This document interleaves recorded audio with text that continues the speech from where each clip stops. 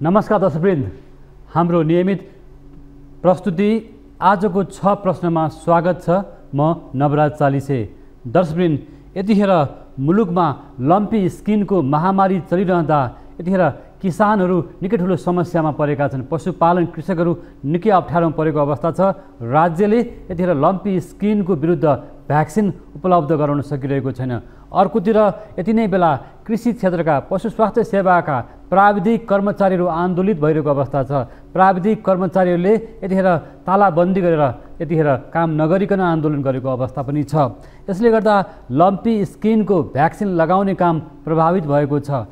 चालु आर्थिक वर्षको बजेटमा कृषि क्षेत्रका पशु स्वास्थ्य सेवाका कार्यालयहरूलाई बजेटविहीन बनाइयो। बजेट दिएन र बजेट नपाएपछि यतिखेर कृषि क्षेत्रका प्राविधिक तथा कर्मचारीहरू, विभिन्न सङ्घ संस्थाका प्राविधिक कर्मचारीहरू आन्दोलित भएको अवस्था छ। तर राज्यको ध्यान पुग्न सकिरहेको छैन।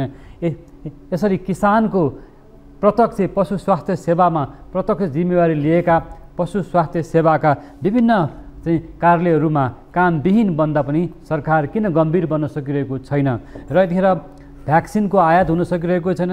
आयात भएको भ्याक्सिन चाहिँ यतिखेर गाई भैँसीहरूमा लगाउने काम हुन सकिरहेको छैन। पशु क्वारेन्टाइन कार्यालय, केन्द्रीय पशु पंक्षी तथा अन्वेषण प्रयोगशाला, केन्द्रीय पशु स्वास्थ्य चिकित्सालय लगायतका विभिन्न खोप कार्यक्रमहरू पनि प्रभावित भएको अवस्था छ। आज हामी समग्रमा लम्पी स्किनको महामारी चलिरहँदा हाम्रा कृषि कर्मचारी प्राविधिकहरू किन आन्दोलनमा उत्रिएका छन् भन्ने विषयमा कुराकानी गर्नेछौँ। यो पछिल्लो पटक भदौ 5 गतेदेखि कृषि क्षेत्रका कर्मचारी प्राविधिकहरू लगातार आन्दोलनमा उत्रेको अवस्था छ र कृषि मन्त्रालय, कृषि मन्त्री तथा अर्थ मन्त्रालय, अर्थमन्त्री लगायतका निकायहरूसँग उहाँहरूको माग रहेको छ कि हाम्रो माग यतिखेर कृषि कर्मचारीहरूको माग पुरा नभएसम्म आन्दोलन यथावत रहनेछ। आज हामी समग्रमा कृषि क्षेत्रको कर्मचारी प्राविधिकहरू किन आन्दोलित भइरहेका छन् भन्ने विषयमा हामीसँग नेपाल पशु स्वास्थ्य सेवा प्राविधिक सङ्घका अध्यक्ष जनक बहादुर रावल हुनुहुन्छ। उहाँ नेपाल निजामती कर्मचारी युनियनका पनि महासचिव हुनुहुन्छ। आज हामी कृषि प्राविधिकहरू किन आन्दोलित भइरहेका छन् भन्ने विषयमा कुराकानी गर्नेछौँ। यहाँलाई स्वागत छ।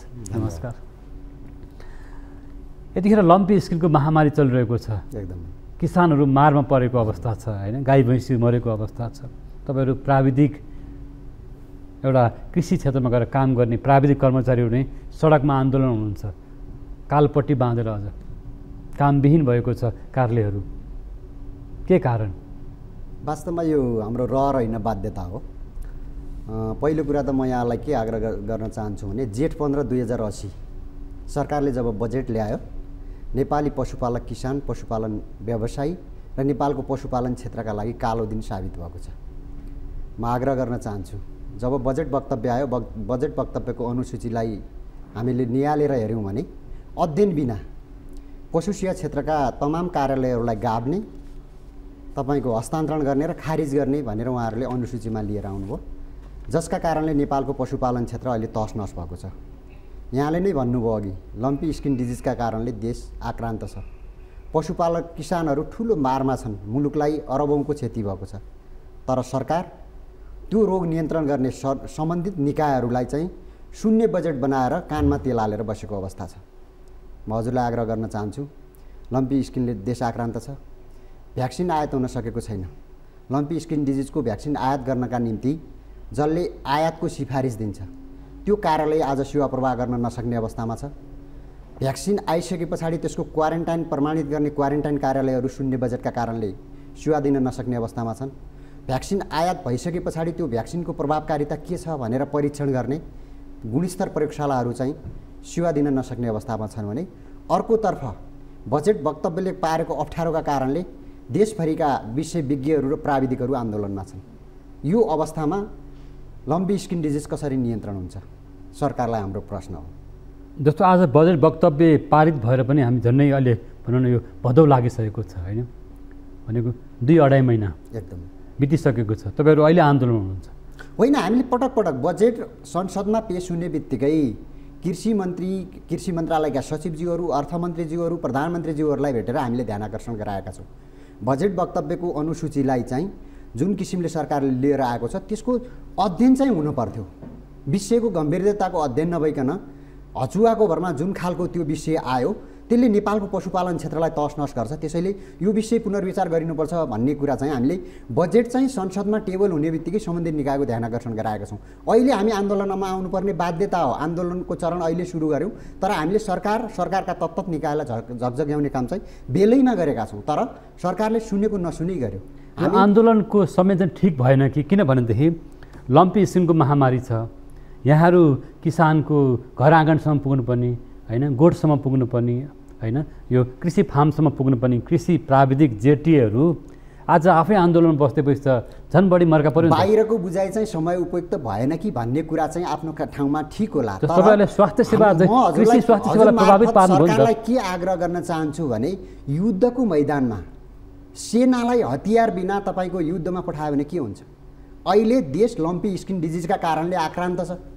हामी भ्याक्सिन बिना, हामी आवश्यक औषधि बिना किसानको घर गोठमा के गरेर सेवा गर्छौँ? त्यहाँ झारफुक गर्ने त होइन होला नि त। भ्याक्सिन किन लगाउनु जानु? भ्याक्सिन आपूर्ति हुनु पर्यो। तपाईँहरू भ्याक्सिन लगाउनु किन जानु भएन? भ्याक्सिनको आपूर्ति नै छैन। भ्याक्सिनको आपूर्तिको लागि सिफारिस दिने निकाय सेवा प्रभाव बन्द गरेर बसेको अवस्था छ। जस्तो यहाँहरूले भ्याक्सिन ल्याउनको लागि पहल गर्नुपर्ने यति बेला त्यो काम हो नि त। हजुरले भनेको कुरा ठिक छ, हाम्रो भनाइ पनि त्यही हो। यो बेला देश आक्रान्त छ, सरकारले शून्य बजेट पारेर कानमा तेल हालेर बस्ने होइन। भ्याक्सिन आयात गर्नका निम्ति जुन जुन निकाय संलग्न हुनुहुन्छ उहाँहरूलाई बजेट दिएर उहाँहरूले सेवा प्रवाह गर्ने वातावरण बनाउनु पर्यो। भ्याक्सिन आउँछ ताकि हामी किसान कहाँ जान सक्छौँ। किसान कहाँ जाने वातावरणै सरकारले बनाउन सकेको छैन। हामी हतियार बिना, मैले अघि नै भने, एउटा सेना तपाईँको युद्धमा हतियार बिना जानुको कुनै अर्थ छ? हामी प्राविधिक पनि भ्याक्सिन बिना, आवश्यक औषधि बिना किसान कहाँ के लिएर जाने? यति बेला कमसेकम इमर्जेन्सीको रोकथामको कामहरू हुनसक्छ होइन, किसानहरूलाई परेको मर्का छ। यो लम्पी स्किनबाट 50,000 भन्दा बढी गाई भैँसीहरू मरिसकेको अवस्था छ। कृषि बिमा प्रभावकारी छैन, प्रिमियम नपाएको अवस्था छ। किसानहरूले यस्तो अवस्था छ, राज्यको कृषि मन्त्रालय अथवा सम्बन्धित निकायको ध्यान नगएको अवस्थामा तपाईँहरू एउटा प्राविधिक जिम्मेवार पशु स्वास्थ्य सेवामा काम गर्ने संवेदनशील कर्मचारीहरू त जिम्मेवार हुनुपर्ने होइन र? हाम्रो पनि आग्रह त्यही हो। मैले अघि नै भने हामी अहिले जिम्मेवारीपूर्वक पेसागत संस्थाका हिसाबले अथवा प्राविधिकका हिसाबले किसानको गोठमा हुनु पर्थ्यो, किसानको घरमा हुनु पर्थ्यो, हामी सेवा प्रवाहमा हुनु पर्थ्यो। हामी तर सेवा प्रवाह गर्न जाँदा हतियारसहित अथवा भ्याक्सिन औषधि सहित हामी किसानको घर गोठमा हुनु पर्थ्यो। तर सरकारले हामीलाई यस्तो अवस्थामा पुर्याइदियो, हामी केही पनि चल्न नसक्ने अवस्थामा सबै हातखुट्टा बाँधेर राखिदिएपछि हामी किसान कहाँ के लिएर जाने?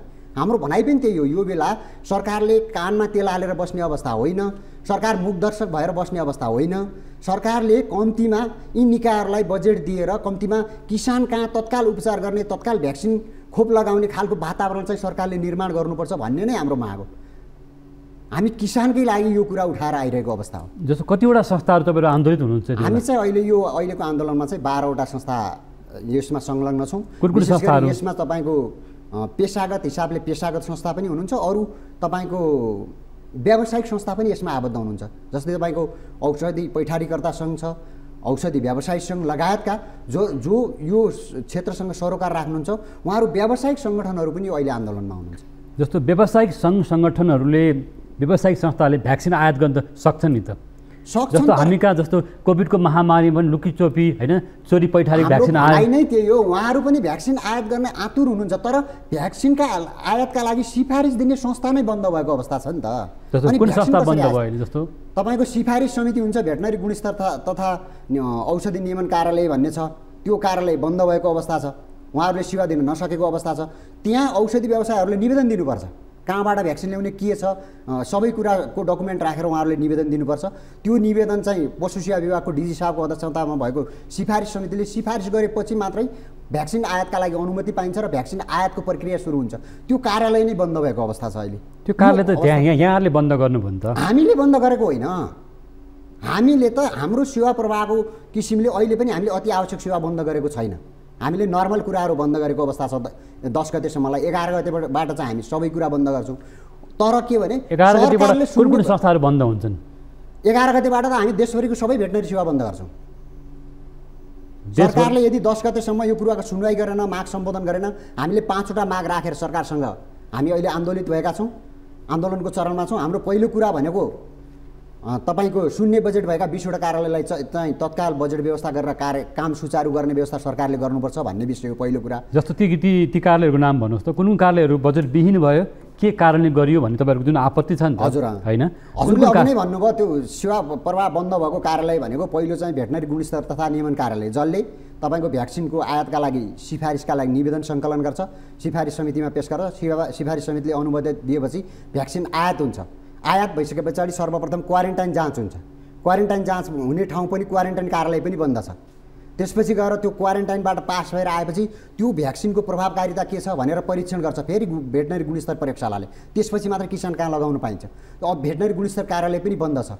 अर्को कुरा के भने लम्पी स्किन डिजिजको तपाईँको रोगको नमुना जुन छ, नमुनालाई ग्रहण गर्ने र परीक्षण गर्ने प्रयोगशालासहित बन्द भएको अवस्थामा छ। यो अवस्थामा कसरी रोग नियन्त्रण गर्न सकिन्छ? राज्यले नै यी निकायहरू बन्द गर्छ। राज्यको अकर्मण्यताका कारणले हाम्रो मैले अघि नै भने यो बजेटमा यी कुराहरू व्यवस्था हुँदा आज यो समस्या आयो भने एकदमै यो बेला हामी किसानको घर गोठमा भ्याक्सिन औषधि लिएर सेवा प्रवाह गर्नुपर्ने अवस्थामा, रोग नियन्त्रणका लागि युद्ध स्तरमा काम गर्नुपर्ने अवस्थामा आन्दोलन गर्नुपर्ने परिस्थितिको सिर्जना सरकारले गरिदिएको छ। जसरी जिल्ला अस्पतालहरूको अवस्था के छ, जिल्ला भेटनरी कार्यालयहरूको अवस्था के छ, प्रदेशको के छ? जिल्ला अस्पताल स्थानीय तहका पशु सेवा शाखाहरू पनि अति आवश्यक सेवा चाहिँ उहाँहरूले प्रवाह गरिराख्नु भएको छ। अरू काम चाहिँ अहिले त्यहाँ पनि बन्द भएको अवस्था छ। किन भन्दा स्थानीय तहको पशु सेवा शाखामा पनि भ्याक्सिन भएपछि नै उहाँहरू किसान कहाँ जाने हो, औषधि भएपछि नै किसान कहाँ जाने हो। मैले अघि नै भने तपाईँलाई युद्धमा जाँदा हतियार बिनाको सिपाही जस्तो भयो अहिले सबै प्राविधिक जनशक्तिहरू।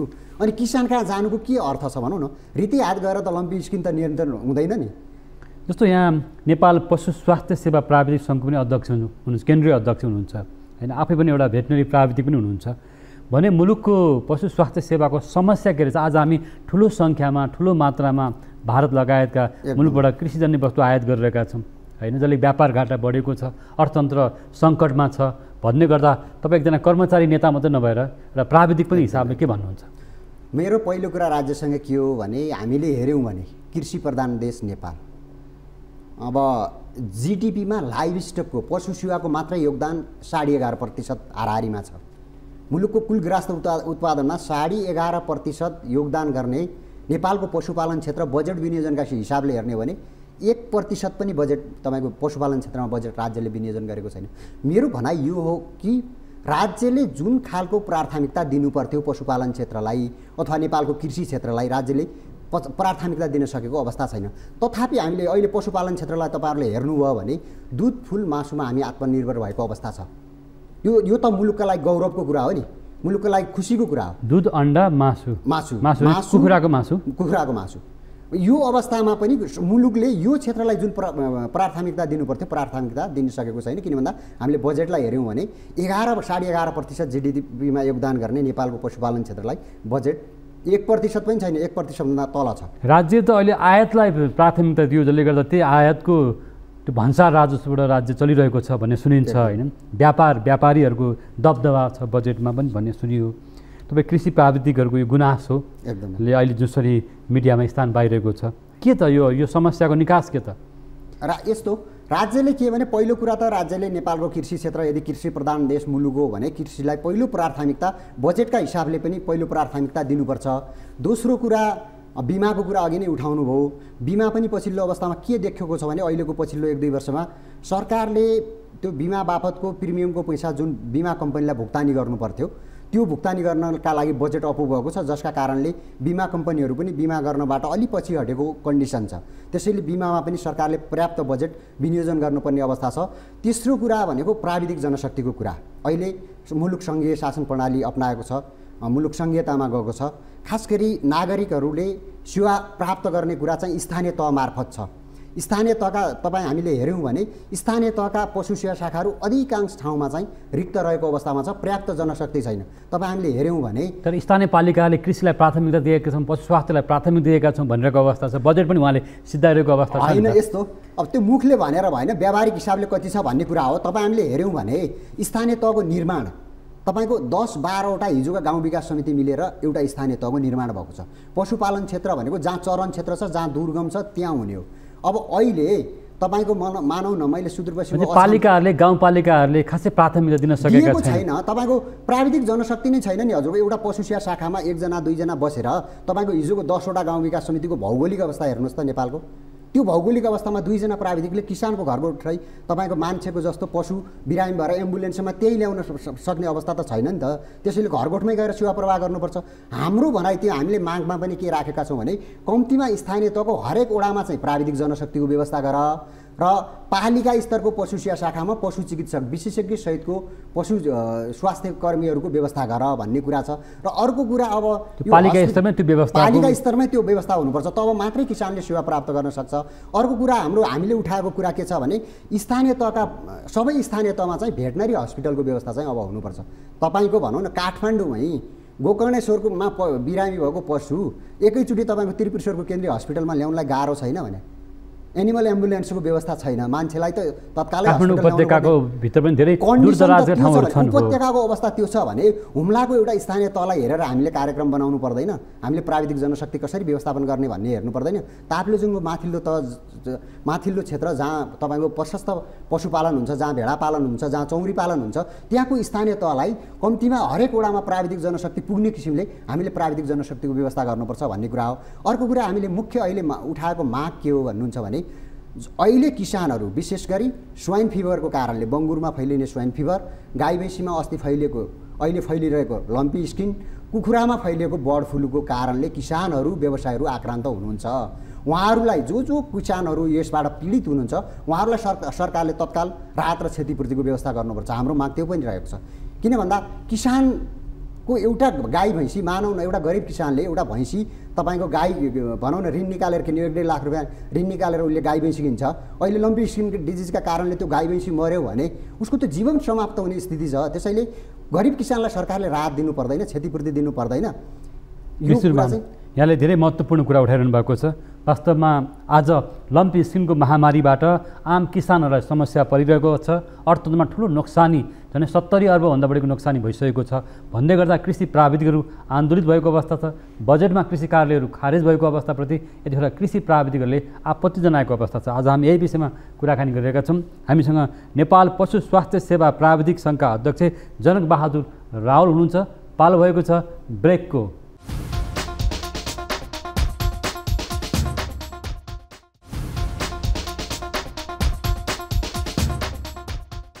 ब्रेकपछि यहाँलाई फेरि पनि स्वागत छ हाम्रो नियमित प्रस्तुति आजको 6 प्रश्नमा। आजको 6 प्रश्नमा कृषि प्राविधिक कर्मचारीहरू किन आन्दोलित भइरहेका छन् लम्पी स्किनको महामारी चलिरहेको अवस्थामा भन्ने विषयमा कुराकानी गरिरहेका छौँ। हामीसँग नेपाल पशु स्वास्थ्य सेवा प्राविधिक सङ्घका अध्यक्ष जनक बहादुर रावल हुनुहुन्छ।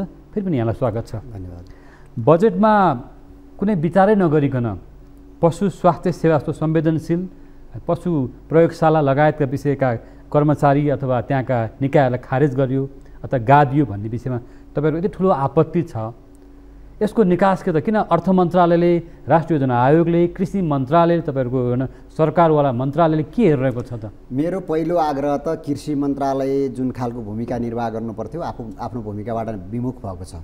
र दोस्रो कुरा हामीले सुनेको कुरा चाहिँ यो कार्यालय खारिज गर्ने कुरा, कार्यालय गाब्ने कुरा चाहिँ प्रधानमन्त्री कार्यालयमा तपाईँको प्रशासनसम्मको सचिवको नेतृत्वमा एउटा समिति बन्यो। त्यो समितिले को कार्यदलले प्रतिवेदन दिएर त्यसका आधारमा भयो भन्ने कुरा छ।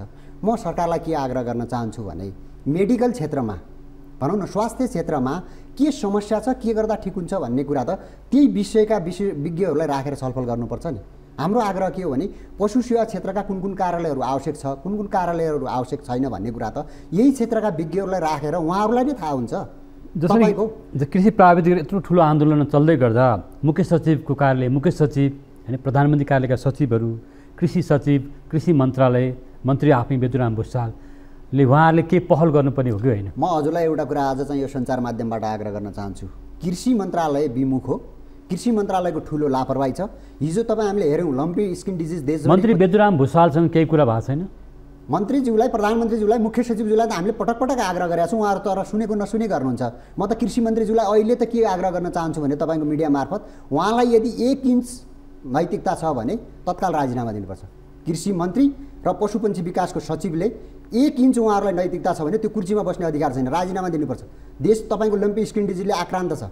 लम्पी स्किन डिजिज फैलिँदाखेरि पनि तपाईँको त्यो रोग नियन्त्रण गर्नका लागि जुन खालको सक्रियता कृषि मन्त्रालयले लिनु पर्थ्यो त्यहाँ पनि कृषि मन्त्रालय चुकेको छ।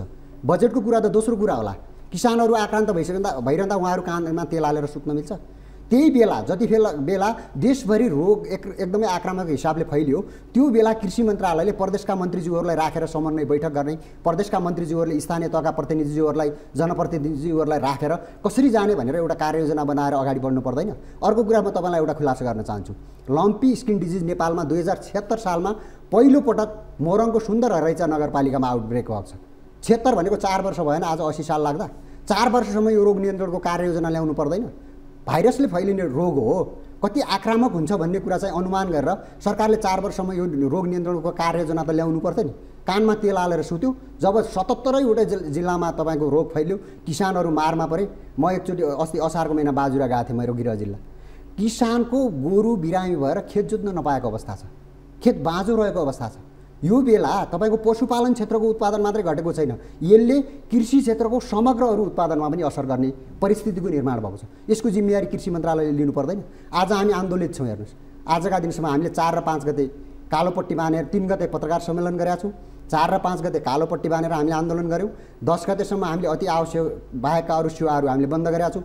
पशु सेवा विभागमा हामीले तालाबन्दी गऱ्यौँ। सम्बन्धित निकाय हो, प्रहरी परिचालन गरेर तपाईँको ताला तोड्ने र तपाईँको प्राविधिक जनशक्तिमाथि विशेषज्ञमाथि तपाईँको प्रहरी धरपकड समेत गर्नुभएको छ उहाँहरूले।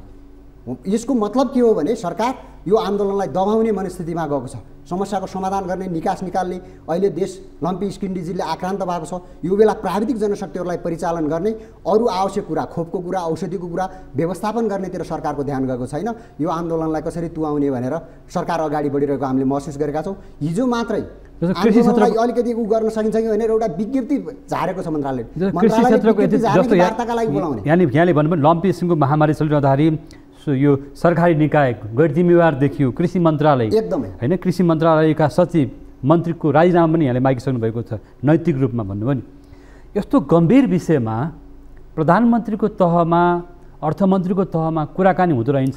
मैले हजुरलाई यो सञ्चार माध्यमबाट जानकारी गराउँ, हामी पेसाकर्मीहरू सम्माननीय प्रधानमन्त्रीज्यूलाई प्रधानमन्त्री कार्यालय बाहिर धरना दिएर भित्र छिर्न दिएनन्। भित्र छिर्न नदिएपछि हामी प्रधानमन्त्री कार्यालयमा धरना दियौँ। धरना दिएपछि प्रधानमन्त्रीज्यूले के हो तपाईँहरूको विषय भने, यो विषय भनेपछि बालुवाटार बोलाउनु हो। बालुवाटार गएपछि हामीले उहाँहरूसँग कुराकानी गऱ्यौँ, यो परिस्थिति छ भनेपछि उहाँले मुख्य सचिवज्यूलाई निर्देशन पनि दिनुभयो। तर त्यो निर्देशनको कारण आजका मितिसम्म भएको छैन। हामी अर्थमन्त्रीज्यूलाई पनि भटेका छौँ पटक पटक। तपाईँको प्रशासनिक खर्च कम गर्ने नाममा देश ध्वस्त गर्ने त होइन नि त, किसानमाथि अन्याय गर्ने त होइन नि त।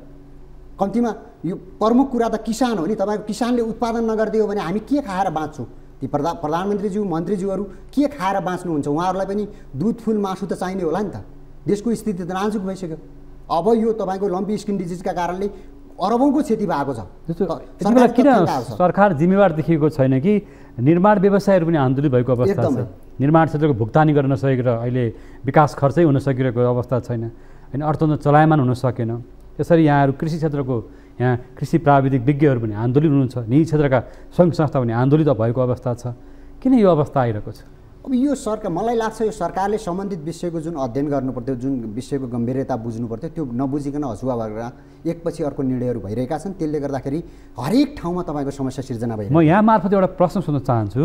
यहाँ पशु स्वास्थ्य सेवाको प्राविधिक सङ्घको अध्यक्ष हुनुहुन्छ, यहाँलाई सबैतिरको थाहा छ भनेपछि अहिले देशैभरका 7 प्रदेशको सबै जिल्लाहरूको स्थानीय तहको यो लम्पी किसिमको प्रभाव के छ, किसानले कस्तो अवस्था भोगिरहेका छन्, कृषि बिमाको के छ स्थिति, थोरै भनिदिनुहोस् न। अब यो मलाई लाग्छ त्यो तिनै तहको सरकार बिचमा जुन खालको समन्वय भएर किसानका निम्ति जुन काम गर्नुपर्थ्यो त्यो चाहिँ हुन सकेको अवस्था छैन। अहिले तपाईँ हामीले हेऱ्यौँ भने पशु सेवा विज्ञ केन्द्र भनेर स्थापना गरिएका छन् जिल्ला स्तर कार्यालयहरू। त्यो विज्ञ केन्द्र भनेको हामीले बुझेको के थियो भने विशेषज्ञ सेवा दिने हो। त्यसले भनौँ न स्थानीय तहमा भएका प्राविधिकहरूले सेवा दिन नसकेको अवस्थामा त्यो विज्ञ केन्द्रले चाहिँ विशेषज्ञ सेवा दिने हो भन्ने कुरा हामीले बुझेका थियौँ। तर विज्ञ केन्द्रहरू अहिले के छ भने अनुदान बाँड्नेतिर केन्द्रित हुनुभएको छ। यो 3 तहको सरकारको जुन खालको समन्वयकारी भूमिका निर्वाह हुनुपर्थ्यो त्यो चाहिँ हुन नसकेको अवस्था छ। त्यसले गर्दाखेरि समस्या भएको छ। अहिले जस्तो एउटा प्रश्न, जस्तो यसको बढी प्रभाव परेको जस्तो कर्णाली क्षेत्र, सुदूरपश्चिम, एकदमै होइन, त्यसरी तराई मधेसका जिल्लाहरू, पहाडी जिल्लाहरूमा के छ अवस्था? अब यो सहर अलिकति सुगम क्षेत्रमा त प्राविधिक जनशक्तिको आपूर्ति कम छ भने दुर्गम क्षेत्र जहाँ कर्णाली, जहाँ सुदूरपश्चिम मधेसकै कुरा गर्नुहुन्छ भने प्राविधिक जनशक्तिहरूको त्यसै पनि अभाव छ। त्यहाँ तपाईँको मैले सुदूरपश्चिमको एउटा मात्रै कुरा गरेको, त्यहाँ 9 वटा विज्ञ केन्द्र छ, 9 वटा जिल्ला छन्। जम्मा 2टा जिल्लामा डाक्टर साहब हुनुहुन्छ। अरू जिल्लामा डाक्टर काम भइरहेको छैन, उपस्थिति छैन। त्यो भएको कारणले हामी किसानलाई विशेषज्ञ सेवा उपलब्ध गराउने कुरा गर्छौँ, तर त्यो हुन सकेको छैन। त्यसैले हामीले के भनिरहेका छौँ भने अब यो अरूलाई मुक्त यहाँले भन्नु कृषि अर्थतन्त्रमा GDP को 11% हिस्सा छ भन्दै गर्दा आज यहाँले भन्नु सुदूरपश्चिमदेखि तराई मधेसका विभिन्न जिल्लाहरू, पहाडी जिल्लाहरूमा यो अवस्था, गम्भीर अवस्था, आक्रान्त अवस्था छ लम्पी स्किनको भने खोइ त उपचार, खोइ त स्वास्थ्य सेवा। हामीले त्यही भएर भनिरहेका छौँ कम्तीमा स्थानीय तहमा विज्ञको व्यवस्था गर, स्थानीय तहमा आफैमा भेटनरी अस्पतालको व्यवस्था गरिदेऊ, तब न किसानले सेवा पाउँछ। तपाईँको बाजुरामा बिरामी भएको एउटा पशुलाई एम्बुलेन्सबाट धनगढी ल्याउन त सकिँदैन, मान्छेलाई त ल्याउन गाह्रो छ भने पशुलाई कसरी ल्याउने? त्यसैले कम्तीमा हरेक स्थानीय तहमा विशेषज्ञ सहितको एउटा व्यवस्था गर्न सक्यौँ भने कम्तीमा उहाँहरूले किसानको घरगोठमा गएर सेवा गर्न सक्ने परिस्थिति हुन्छ। त्यसैले हामीले 5वटा मुद्दा उठाएका छौँ। यो मुद्दा चाहिँ हाम्रा लागि मात्रै हो। 5वटा कुन कुन मुद्दाहरू? हामीले पहिलो कुरा भनेको शून्य बजेटको कुरा भइहाल्यो, कार्यालयमा भएको शून्य बजेटलाई चाहिँ तत्काल फुकुवा गर्ने, बजेटको व्यवस्था गर्ने कुरा छ। दोस्रो कुरा लम्की, अनि त्यसपछि स्वाइन फिभर अनि बर्ड फ्लूका कारणले जसलाई क्षति भएको छ किसानहरूलाई उहाँहरूलाई क्षतिपूर्ति दिने कुरा छ। तेस्रो कुरा चाहिँ यी रोगहरू नियन्त्रण गर्नका निम्ति कानुनी व्यवस्था पनि छैन, रोग नियन्त्रणको कानुनी व्यवस्था गरेर लम्पी स्किमको महामारीमा परेका किसानहरूले क्षतिपूर्ति पाउने अवस्था छ त? त्यो त दिनपर्छ सरकारले। त्यो पहिचान कसरी हुन्छ? त्यो त स्थानीय तहसँग अभिलेख मागेर त्यसको अभिलेख व्यवस्थापन गरेर सरकारले राहत र क्षतिपूर्ति त अहिलेसम्म कति बराबरको क्षतिको अनुमान गरिएको? करिब 65 अर्बभन्दा बढीको क्षति भएको अनुमान अहिलेसम्म आँकडा आएको छ। अझ त्यो त त्यसको थप क्षतिको विवरण त आउँदैछ नि अहिले पनि। भने कति गाई भैँसीहरू मर्यो त्यसबाट? करिब तपाईँको 64,000 भन्दा बढी गाई भैँसीहरू मरेको अवस्था छ। यो मर्नेसँग मात्रै सम्बन्धित छैन, यसले के भने मृत्युदर यसको कम छ यो रोगको, तर त्यसले उत्पादनमा बढी असर गरिरहेछ क्या। यसको मृत्युदर तपाईँले हेर्नुभयो भने 1-2% मात्रै छ, तर के भने बिरामी जति पशुहरू भएको छ त्यसले उत्पादनमा चाहिँ धेरै असर गर्छ। बिरामी भएपछि दुध उत्पादनमा असर गर्ने भयो, मासु उत्पादनमा असर गर्ने भयो। डेरी उद्योगहरू, व्यवसायहरू, किसान उत्पादित उत्पादनमा लागेका किसान समूहहरू सबैलाई असर गर्छ यसले। अब तपाईँहरूको आन्दोलन, कृषि प्राविधिकहरूको आन्दोलन, कर्मचारीको आन्दोलनको निकास के त? तपाईँहरू सधैँ आन्दोलन गर्नु? हामी यसमा कर्मचारी मात्रै छैनौँ, यो कुरा चाहिँ म तपाईँको सञ्चार माध्यम मार्फत भन्छु। हाम्रो संस्थाहरूमा निजी क्षेत्रको सरहरू पनि हुनुहुन्छ, निजी सङ्घ संस्थाहरू पनि छन्, सबै छन्। त्यो भएको कारणले हाम्रो पहिलो कुरा भनेको किसानकै लागि यो आन्दोलन हो। बजेटको कुरा दोस्रो प्राथमिकता हो। हामीले हेरेका छौँ, हेर्नुभयो भने 5वटा मागमा पहिलो कुरा क्षतिपूर्तिको कुरा गरेका छौँ, दोस्रो कुरा रोग नियन्त्रणका लागि कानुनी व्यवस्थाको कुरा गरेका छौँ, तेस्रो कुरा चाहिँ स्थानीय तह र वडा स्तरमा प्राविधिक जनशक्ति विशेषज्ञको व्यवस्था गर्ने कुरा गरेका छौँ, अनि तपाईँको चौथो कुरा चाहिँ स्थानीय तहमा भेटनरी अस्पतालको व्यवस्था गर्ने कुरा गरेका छौँ भने 5औँ कुरा मात्रै हामीले 20वटा कार्यालय मार्फत बजेटको व्यवस्था गरेर लम्पी स्किम फैलिरहेको छ। राज्य विमुख हुन मिल्दैन, राज्यले चाहिँ तत्काल बजेटको व्यवस्था गरेर यो सेवा प्रवाह गर्ने वातावरण चाहिँ सरकारले निर्माण गर्नुपर्छ भनेर हामी 4वटा कुरा चाहिँ किसानसँग सम्बन्धित कुराहरू छ। र अब यो आन्दोलनको निकास के त? निकास भनेको सरकारले यी 5वटा माग सम्बोधन गर्नुपर्छ, निकास त्यही हो। हामीलाई रहर होइन, बाध्यता हो यो। म तपाईँको सञ्चार माध्यम मार्फत नेपाली पशुपालक किसान व्यवसायीसँग क्षमा माग्न चाहन्छु। यो कुरा भनेको पशुपालन क्षेत्रका लागि हो, किसानका लागि पनि हो, व्यवसायीका लागि पनि हो, पेसाकर्मीका लागि पनि हो। त्यसैले हामी आन्दोलन दिनुपर्ने वातावरण सरकारले निर्माण गरेको छ। यसको सम्पूर्ण जिम्मेवारी चाहिँ फेरि सरकारले लिनुपर्छ, हामी चाहिँ जिम्मेवार हुँदैनौँ यसमा। किन भन्दा यो सिर्जना त सरकारले सिर्जना गरेको कुरा हो नि त, हामीले सिर्जना गरेको कुरा होइन। बजेटमा यो खालको व्यवस्था गर्यो, जसले गर्दा यो अवस्था गर्नु पर्थ्यो। हस्, यहाँको महत्त्वपूर्ण भनाइ र अहिले कृषि क्षेत्रमा परेका समस्या, बजेटमा गरिएको व्यवस्थाले झन् बढी कठिनाइ, अप्ठ्यारो, जटिलता आएको कुरा राख्नुभयो। र लम्पी स्किमको महामारी अझ भयावह हुनसक्छ, यसले ठुलो अर्थतन्त्रमा क्षति पुग्छ र सरकार सचेत भएन, कृषि मन्त्रालय सचेत हुन सकेन भन्ने कुरा राख्नुभयो। यसको लागि यहाँलाई धन्यवाद। यहाँ मेरो भनाइ चाहिँ सञ्चार माध्यम मार्फत नेपाली पशुपालक किसान व्यवसायी कहाँ पुर्याउने जुन खालको व्यवस्था मिलाउनु भयो, हजुर लगायत न्युज 24 प्रति विशेष आभार प्रकट गर्न चाहन्छु। हामीले यो लम्पी स्किमको महामारी, किसानलाई परेको समस्या, अर्थतन्त्रमा परेका समस्याहरू उठाइरहेका छौँ। यहाँ मार्फत पनि हामीले केही प्रश्नहरू राख्यौँ। यहाँको समयको लागि पनि धन्यवाद दिँदै दर्शकबिन, लम्पी स्किमको महामारी झन् भयावह बन्दैछ, कृषि अर्थतन्त्र झन् कमजोर बन्दैछ, जसले गर्दा किसानहरू निकै ठुलो अप्ठ्यारोमा परेको अवस्थामा राज्य, कृषि मन्त्रालय, त्यसै प्रदेश कार्यालयहरू र पालिकाहरू पनि गम्भीर बन्न नसक्दा अझ बढी क्षति हुन सकिरहेको अवस्था देखिन्छ। लम्पी स्किमको महामारी रोकथाम गर्न लागि कृषि प्राविधिकको आन्दोलनले निकास पाओस् र यो निकासतर्फ जाओस् र किसानहरूले क्षतिपूर्ति पाउन्, राहत पाउन् भन्ने पनि हाम्रो पनि अनुरोध छ चाहिँ यति बेला सरकारसँग। यति भन्दै आज हामीसँग स्टुडियोमा सहभागी हुनुभएकोमा नेपाल पशु स्वास्थ्य सेवा प्राविधिक सङ्घका अध्यक्ष जनकबहादुर रावल, उहाँ नेपाल निजामती कर्मचारी युनियन सङ्घका पनि महासचिव हुनुहुन्छ, उहाँको महत्त्वपूर्ण समय र विचारको लागि धन्यवाद दिँदै आजको लागि हाम्रो नियमित प्रस्तुति 6 प्रश्नको समय पुरा भएको छ। हामी बिदा माग्छौँ। नमस्कार।